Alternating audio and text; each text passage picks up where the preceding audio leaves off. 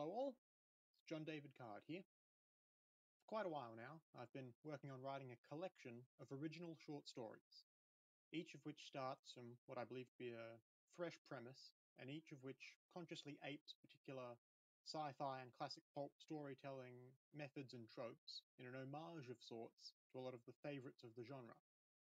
This little anthology is called The Uncommonplace Books. At the time of recording, I've got 9 of these short stories fully written, and polished up to a standard I'm more than happy with. Each has been formatted to fit in a 6 to 10 page pamphlet format, and each has been given a bit of cover art and a back cover blurb. That's 9 ready today, and a fair few on their way in the near future. What I'd like to do in this video right now is very briefly show off these 9 stories, giving a brief overview of the basic concept in each, explain a little bit of the thought process that went into each, and then spend a bit of time explaining the way I'll be going about making these stories public. Because unlike with my first novella, People Mover, which I made a conventional print-to-buy release on Amazon, these short stories won't be a commercial venture of any kind, but more on that after the summaries themselves. As I go through these 9 short stories in no particular order, on screen will be a simple graphic with some cover art and the respective back blurb most likely. Neither of which is necessarily 100% final, but if it isn't, it'll most likely be pretty close. The first story is called Martian Mission. This was one of the earliest stories I did, and it's also the premise I'm most looking forward to having people read. The elevator pitch is that sometime in the near future, mankind gets its first ever astronauts to Mars, and they're dropped down inside a pre-built pod or module system. Then, literally as the red dust is still settling, there's an inexplicable knock on the airlock doors. Mission leader looks out through the clear airlock window, and it's a pair of Mormon missionaries, just matter-of-factly there and politely asking to come in.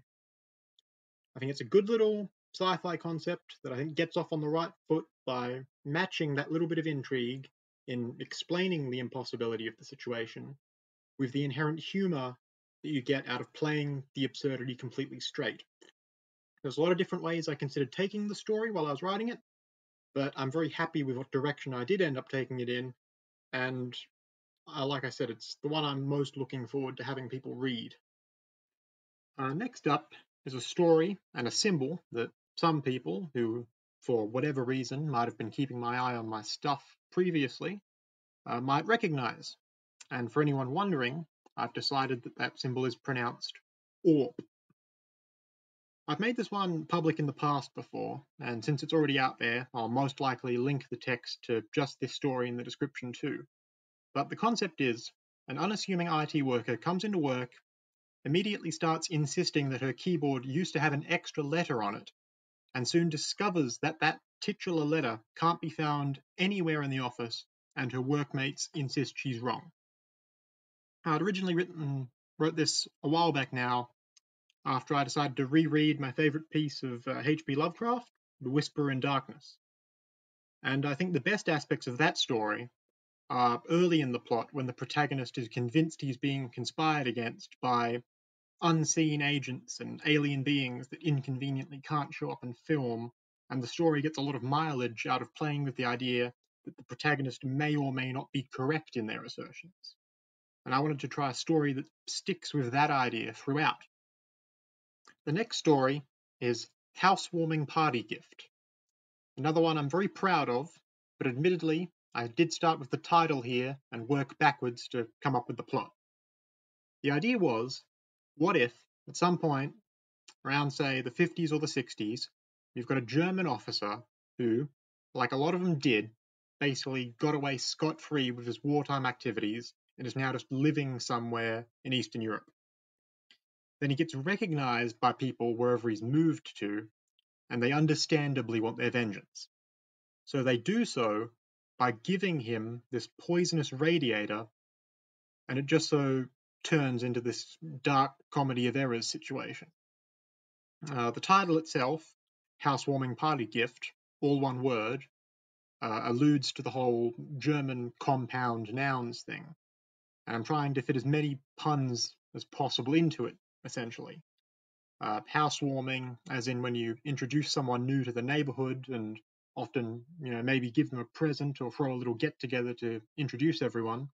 But also party, as in the party, like what you might call the Nazi party. And also gift, as in the literal present, the act of gift giving, but also gift is German for poison.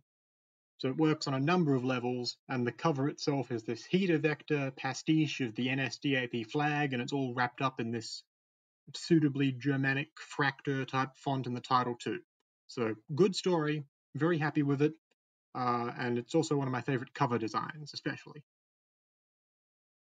Next up, coincidentally, is CASHIERED, another one that gets a lot of cover design mileage out of simple vectors and a selective color scheme. Although this time, you might have guessed, it's a USSR red and yellow. And if you don't know, to be cashiered is a bit of an old-timey military term to be dishonorably discharged. Goes back to the colonial era when officers used to literally buy their ranks and titles. Premise of the story itself is about a young, far-left activist lady in a small town who gets drummed out of her local lefty scene and subsequently becomes a bit disillusioned with it all. She takes a job at a newly opened Walmart-style big chain store, but it's not long before all her former friends show up agitating all the employees, trying to get them to unionize and strike. What I've tried to play with here is the girl's internal conflict over doing what she believes to be right morally and how she makes those decisions. A bit different to some of the other stories here, but again, happy with it and how it complements some of the other ideas in the anthology as a whole too. Next, one with a very eye-catching title and cover here, I think. It's Get Killing. Now, in the 1970s, there was this serial killer called David Berkowitz, and he came to national attention not only because he killed a bunch of people and left letters taunting the cops, but because when he got caught and went to trial, he pled insanity and famously said the whole thing was his neighbor's dog's idea. Now, that's been a little pop culture crime fact I've had in mind for years, but a while back, I also found out that the Swedish words for goat and kid look like get killing. I'm told it should be pronounced yet shilling, which is almost appropriate here in its own kind of way as well. But as soon as I learned that, I thought, what if someone a bit unstable saw that in, say, a children's vocabulary picture book and thought to themselves, that's definitely a satanic image giving me explicit instruction. And I've wanted to write that story for years, and now I've found the time and the proper project to do it for. So that's what Get Killing is about. You've got a new immigrant to Sweden, like a war refugee. He's in a pretty dire situation, doesn't know the language yet. Maybe he sees that, and that's what sets off the premise for another little dark comedy. Speaking of slightly bad taste, here's another one with a pretty grim premise, although this one definitely doesn't play it for laughs so much. It's called Inactive Shooter, and it went for a lot of rewrites, but the basic premise was always as follows. You've got a nondescript 1990s American high school setting. Preppy kid conspires with one of the dropkick Molgoth types to do basically a Columbine-style two-person shooting. All the while, it's a setup so he can stop the other guy just as it kicks off and look like a big damn hero. I won't say anything more about the plot now, but let's say that complications occur. Always had a real hard time trying to work on a cover design for this one too. Couldn't think of anything more abstract that I was happy with, so the placeholder that I used throughout writing that will most likely become the final cover was this, Harris and Klebold illusion with the two guys holding guns neck down. and with t-shirts that said anger and I'm with stupid, but kind of playing on the idea of who's who there. Moving very swiftly on, the next on my list is Anchor Unchained. All these stories went through a fair few rewrites, but I think this one had the most page one restarts. Originally, this started as the last story I just mentioned, except it was going to be about a news anchor who wants to be the biggest story of the year by committing a workplace massacre. Then it became a very bleak political commentary about an American newsman who gets fed up with having to report gun violence every night. Then it became a thing about an American newsman who eerily predicts gun violence every night in a sort of weather forecast type show on TV. Then I scrapped all of that and went back to the word anchor and decided it would be about a maritime radio broadcaster who starts doing major industrial sabotage to keep the shipping forecast relevant. And I still managed to get a load of nautical puns and nods to seagoing folklore in there too, so I finally ended up with a finished story I was happy with. Next up, penultimate story, Liberal Bromides. Simple concept. You've got a small group of business school frat guys trying to acquire land for their pineapple plantation. But they're facing resistance from the ostensibly progressive people who own the land they want, so they need to try and spin themselves as being socially conscious. It's a decent little piece. I'm happy with it, and I think the cover design here is worth mention too. Went for a green and yellow color scheme with those pineapples over the top of what you'll notice if you look very closely is a repeating $sign pattern.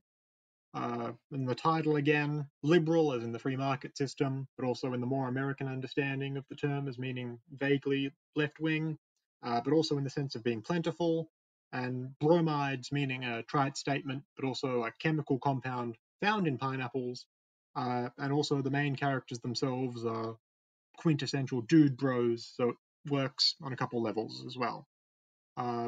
Simpler story, still happy with it. I like how it balances out some of the other stories in the collection here. Lucky last of the stories I'm quickly running through here today is Sage. What I wanted to go for here was another type of story that drives a relatively low-stakes plot with a sort of, magical realism premise that just plays the central complication for levity. Setup is, you've got an ancient Celtic druid, more or less just hanging around in the modern day. And it's bothering him that people aren't really up on their natural remedies anymore, so he tries to earnestly take his knowledge to the internet to share it, seeing that's where people get their information from these days. You can probably tell looking at the title, a couple double meaning puns in there, and I also used the story to just sort of play off a lot of online tropes and stereotypes with a bit of a knowing wink to the audience. I was looking at writing this, everything from essential oil MLM Facebook mum groups to dark cottagecore Tumblr witches to the return to tradition Varg fans that you'll see around. So it's a bit of a lighter story to sort of round out these 9 for now. That all wraps up simply showing off everything that's completely finished and theoretically ready to go out the door today. But the reason I'm doing this is because I don't want to simply put all of these out there right away. I'm trying to get a little bit of attention to this project in advance, because I've envisioned this as a purposeful, limited-run series that I intend to only distribute printed pamphlet versions of these stories of at select locations all over the world. And if you bear with me a little bit, I surprisingly do have that lined up and ready to happen. The reason I've decided to go with this unconventional path to release is because whatever inherent personal value there is in creating any work of art, I believe I've already achieved that for myself and I'm immensely proud of these short stories I've been working on for probably about a year on the side now, and I don't feel any need to find validation just in having loads of people merely click through some online page with the text on it. I'll still include a link to that AWP story in the description just because it's already out there, but that sort of perfectly illustrates my point. If I have a paste bin link, for example, to something of mine up publicly, it'll get maybe a few hundred views. And if I put effort into shilling the story around, it could easily be a few thousand views.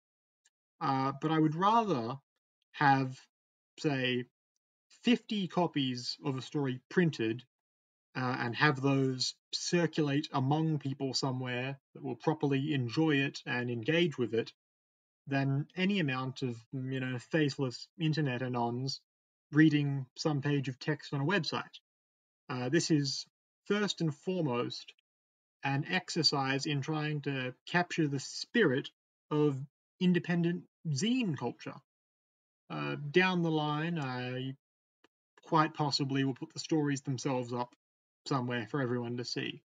But for now, the scope of distribution is very decidedly localized and small and low-key. But watch this space. There will be more to come, and I do have big plans for the future. Thank you all so much for listening. Goodbye. Take care.